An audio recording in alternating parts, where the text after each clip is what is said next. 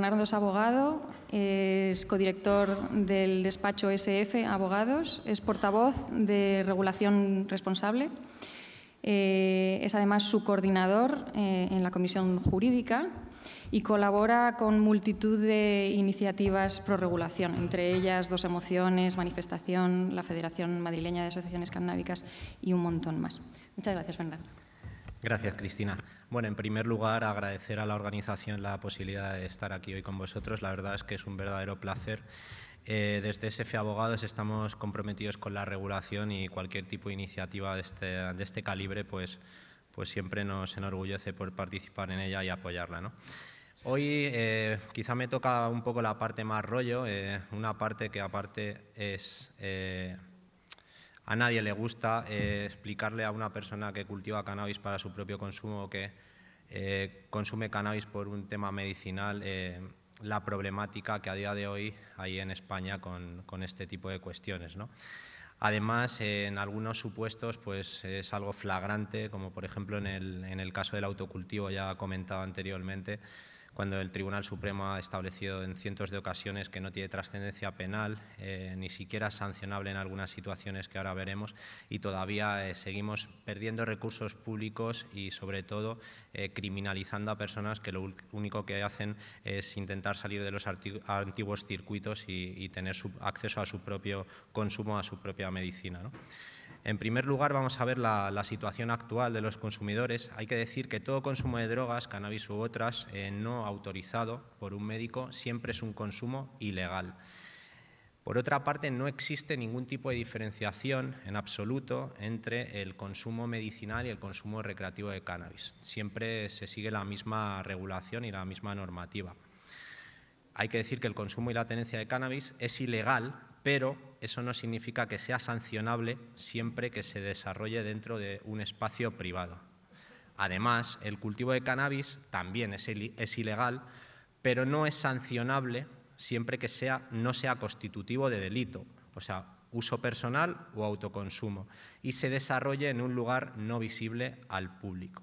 ¿Cuál es el problema? Que a día de hoy no sabemos qué cantidad de cannabis, qué número de plantas no es constitutivo de delito. No sabemos qué cantidad de plantas o qué cantidad de gramos no sería, digamos, delictivo. Y, por tanto, hay que atender siempre a la situación personal del interesado y a los indicios que, digamos, apunten a ese hecho. ¿Qué supone esto en la práctica?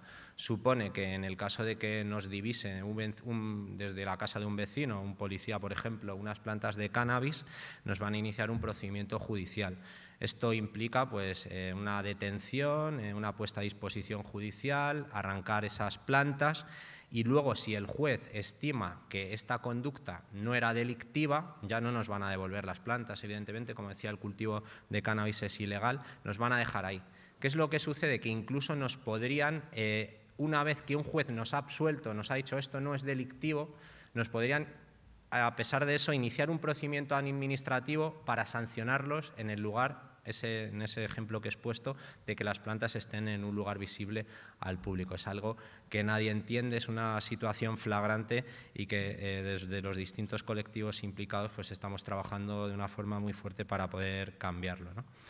¿Qué normativa es aplicable? Bueno, hacíamos mención y alusión anteriormente los distintos ponentes a una normativa obsoleta, antigua, franquista y arcaica, que es la ley del 67, por la cual se adaptan a la legislación interna española el convenio de fiscalización de estupefacientes del 61. Ahí básicamente se le da competencia al Servicio de Control de Estupefacientes, un ente que se crea al efecto para autorizar o controlar cualquier tipo de estos cultivos. Además, te indica que ninguna persona natural o jurídica podrá dedicarse a este cultivo ni aun con fines de experimentación si no dispone de la pertinente autorización y que se establece solo para personas concretas, fines concretos y en unas determinadas condiciones, ¿no? Además, no se permiten otros usos de los establecidos en esta ley y especificando precisamente qué condiciones y qué tipo de desarrollo se tiene que dar sin que nos podamos salir en absoluto de esto, ¿no? Incluso consumos que previamente han podido ser autorizados y pasa ese tiempo de prescripción, pueden ser también ilegales, aunque así han sido previamente. Por otra parte, esa normativa antigua que adapta esos convenios internacionales y que fiscaliza ese cultivo, tenemos otra normativa que es más reciente, es como todos conocemos, la Ley Mordaza, que supone un retroceso importante respecto de la ya retrógrada Ley Corcuera, la ley anterior, la Ley 1/92, que quedó sustituida por la actual Ley Mordaza, que nos dice que el consumo y la tenencia de cannabis en la vía pública pues es un ilícito administrativo con sanciones de un mínimo de 600 euros, como decía, sin ni siquiera discernir entre la finalidad o el tipo de consumos. O sea, a un usuario recreativo le caería la misma sanción que a un usuario medicinal. Por otra parte, estaría el artículo 3618, que lo que nos dice es que el cultivo de cannabis, lo que decía antes, incluso cuando no sea constitutivo de delito, será sancionable siempre que esté en un lugar visible al público. Cuando se redactó este artículo y salió a la luz, muchos pensaron y muchos creyeron que el autocultivo se había regulado, puesto que de aquí podemos sobreentender que si cultivamos cannabis en un lugar no visible al público, pues no sería constitutivo de delito y, por tanto, tampoco sería sancionable siempre que sea para nuestro consumo. Pero volvemos a la base, tenemos un problema, que es que no sabemos qué cantidad de plantas no son constitutivas de delito, no sabemos qué cantidad de gramos no son constitutivas de delito. O sea que es un retroceso, puesto cuando un juez nos diga que no estamos cometiendo ningún delito, en el caso de que estén en un lugar visible al público, nos aplicará la normativa administrativa. Ese procedimiento administrativo queda en suspenso, se reinicia y nos podrán sancionar igualmente, ¿no? Por lo tanto, es algo que no está actualizado, no se corresponde con la realidad legal y además es significativo la cantidad de recursos públicos que se pierden con este tipo de disposiciones. Estamos hablando que el 87% de las sanciones que a día de hoy se imponen en España por tenencia o consumo de drogas, un 87%, 325.000 sanciones son por tenencia y consumo de cannabis.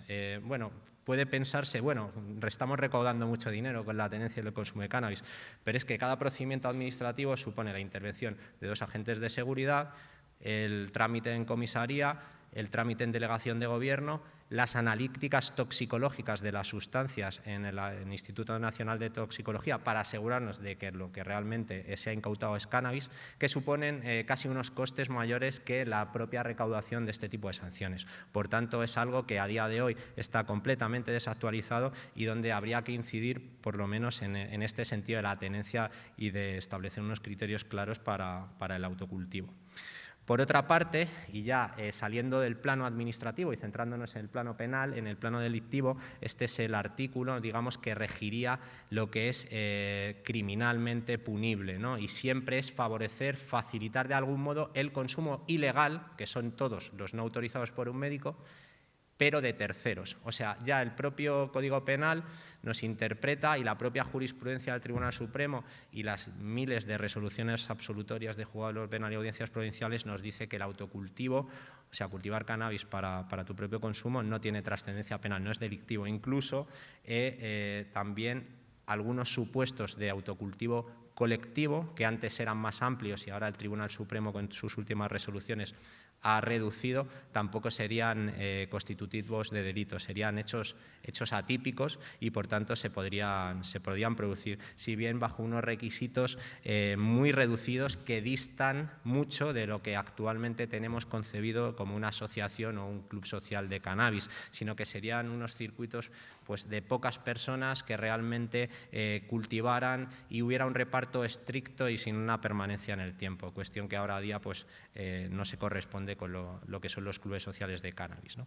Y bueno, tampoco me quiero extender mucho más porque sé que vamos con prisa. De nuevo, agradecer a todo el mundo vuestra asistencia. La labor que está haciendo el observatorio es fundamental. La calidad y la excelencia en la cual se está desarrollando este acto y todo el trabajo, pues la verdad es que es de agradecer y reitero mi agradecimiento y os animo a seguir con esta lucha, ¿no? Y luego quería poner aquí que al final los cambios sociales pues, se han producido por actos de desobediencia, pero cuando un acto de desobediencia además es un acto leal, es un acto libre y es un acto sincero, pues es como se empiezan a cambiar las cosas. Muchísimas gracias a todos.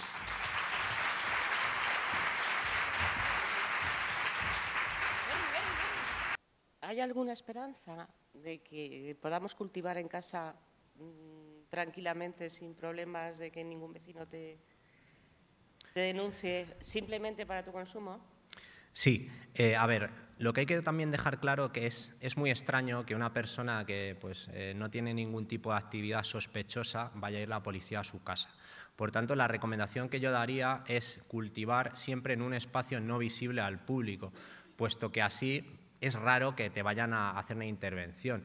Evidentemente hay supuestos y supuestos, puesto que también priman los olores que pueden quejarse los vecinos y venir. La policía no siempre actúa de la forma más protocolaria, pero más, si hubiera que establecer unas recomendaciones, pues habría que tender a la interpretación de estos preceptos. Por una parte, cultivar para uno mismo. En el caso de cultivar entre varias personas, tener un documento acreditativo manual suscrito por ellos mismos, donde se reconoce la corresponsabilidad de ese cultivo, ¿no? Pero al final, reitero, si no se realizan actividades sospechosas y se tiene un cultivo en un lugar no visible al público, se paga la luz en el caso de que se cultivo interior, que es un riesgo por en el que también te puede tener algún problema penal o administrativo, pues no habría mayor problemática. No habría mayor problemática. ¿Tenemos tiempo para una pregunta corta más? Si no hay más preguntas. Espera, otra pregunta aquí. A ver, lo que dice la normativa es un espacio visible al público, no que huela ni que se intuya. En teoría es espacio visible al público. Normalmente cuando la policía interviene en un cultivo saca fotografías y es como acredita que este ilícito se ha producido. Incluso el domicilio goza de la inviolabilidad reconocida constitucionalmente, la cual solo se puede desvirtuar mediante unos indicios sólidos y acreditados que el juez tendrá que interpretar para desvirtuar ese derecho de inviolabilidad. Por tanto, si no hay una fotografía, no hay un testimonio de tránsito de personas extraños, ¿Eso entonces significa que tiene que haber una denuncia de un vecino o de un transeúnte o de alguien?